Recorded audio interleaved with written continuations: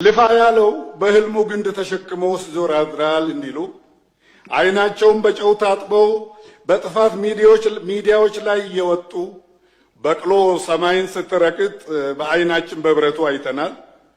እንዳትወልድም ከረገሟቱ ወገኖች ጋር ነበርን እያሉ ያለ ሀፍረት በሚለፈልፉ የሐሰት ወሬ ፈብራኪና አሉባልታ አራጋቢ መንጋዎች ጩኸት ደማቁ የኢትዮጵያ ወደፊት ጉዞ አይደበዝዝም፣ አይገታምም።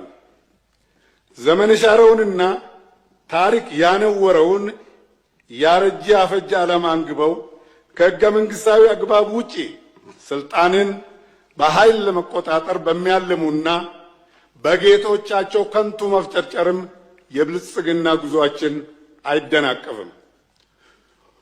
ውዲቷ ኢትዮጵያችንን ደማቅ የአፍሪካ የብልጽግና ተምሳሌት ለማድረግ ክቡርነቱ ያለዎትን ራዕይና እምቅ አቅም የተረዱ ሐሳብ አጠር የውድቀት ኃይሎች የአገር መሪንና ሕዝብን ማራራቅ ያስችለናል ብለው ክቡር ማንነቱን ለማጠልሸት ስሙን የጥፋት መዝሙራቸው አዝማች እያደረጉ አብይ አብይ አብይ እያሉ ቀን ከሌሊት በመጮህ ማንነታቸውን ያረከሱ ሁሉ ቅዠታቸው አይሰምርላቸው።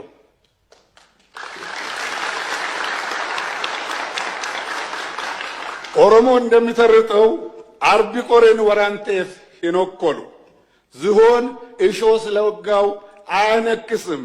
እንኳን ስለመነከሱ እሾ ስለመሮሩም አያስብም። ጉዟችን ይቀጥላል። የእድገት ፍላጎታችን እስከ መጨረሻው የድል ሰገነት ድረስ በትውልድ ቅብብሎች ይረጋገጣል።